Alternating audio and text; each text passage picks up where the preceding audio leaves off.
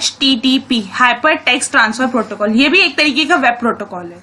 इसका यूज क्यों किया जाता है, चलिए इसके बारे में जानते हैं, और ये होता क्या है इसके बारे में भी हम अब बात करेंगे। HTTP का फुल फॉर्म होता है hyper text transfer protocol. It is protocol used to access the data on the world wide web.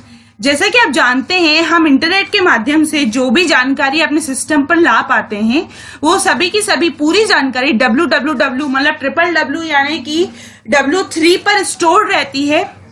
तो उस जानकारी को हम HTTP द्वारा ही एक्सेस कर पाते हैं।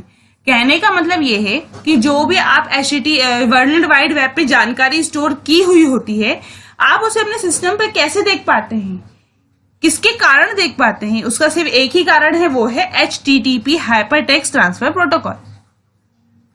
The HTTP protocol can be used to transfer the data in the form of plain text, hypertext, audio, video and so on. HTTP का उपयोग किया जाता है डेटा को ट्रांसफर करने के लिए।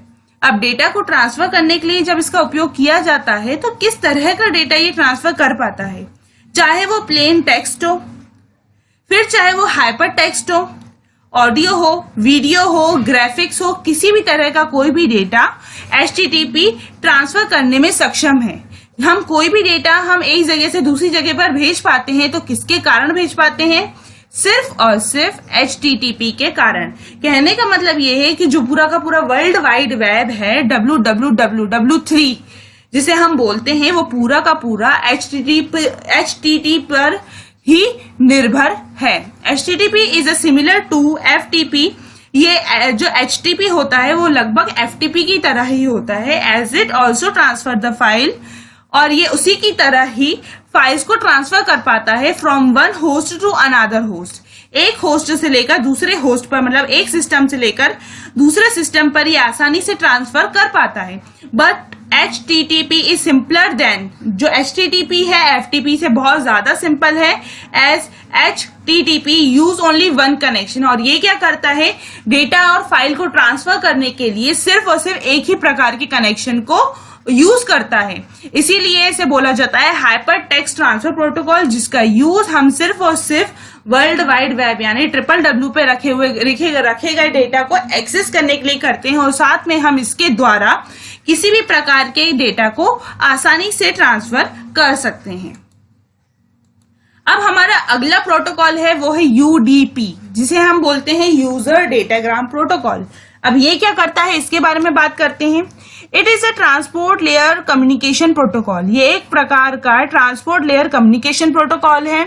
It is a connection less protocol. ये एक प्रकार का कनेक्शन लेस प्रोटोकॉल भी इसे बोला जाता है, which means at the time of data transfer. इसका कहने का मतलब ये है कि जब हम डेटा को ट्रांसफर करते हैं किसके बीच में, सेंडर और रिसीवर के बीच में, तो ये क्या करता है, दोनों के बीच में किसी भी प्रकार का कोई भी कनेक्शन स्टैब्लिश नहीं करता है।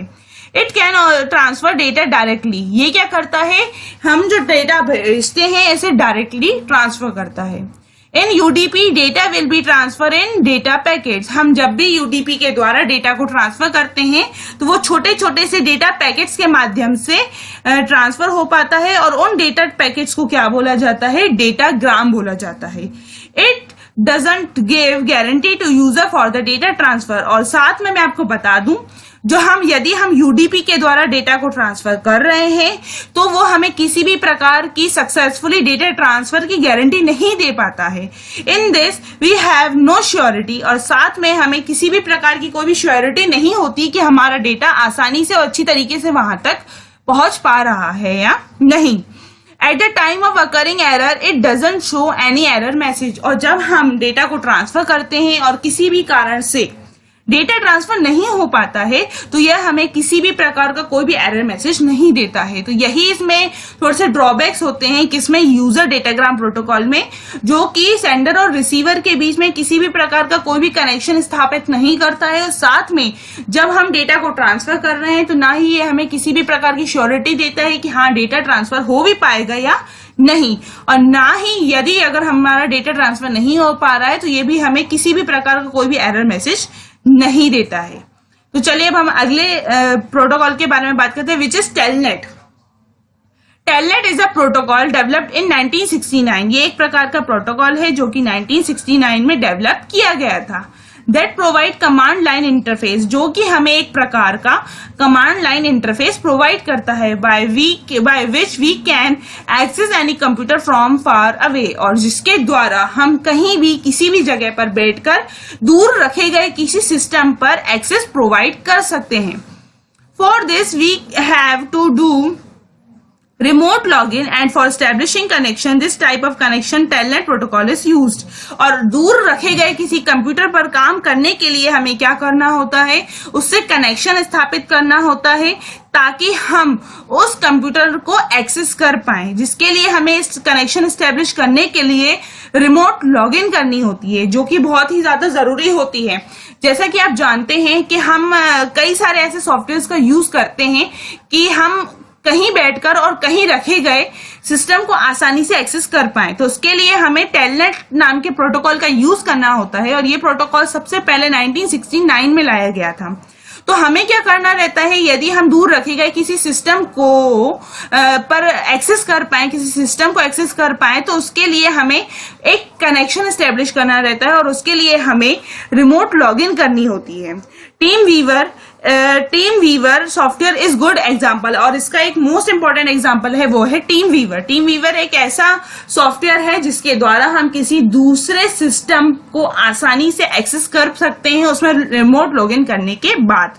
With the help of TeamViewer, we can log into another computer and operate it easily by one computer. TeamViewer के द्वारा ही हम दूसरे कंप्यूटर में लॉगिन कर सकते हैं और साथ में उस कंप्यूटर को आसानी से ऑपरेट कर सकते हैं। तो टेलनेट प्रोटोकॉल का यूज इसीलिए किया जाता है ताकि हम किसी दूसरे अन्य कंप्यूटर में लॉगिन कर पाए, रिमोट लॉगिन करके उसके साथ एक कनेक्शन एस्टेब्लिश करके उसे एक्सेस कर पाए। तो टेलनेट प्रोटोकॉल का यूज सिर्फ और सिर्फ इसीलिए ही किया जाता है ताकि हम दूसरे किसी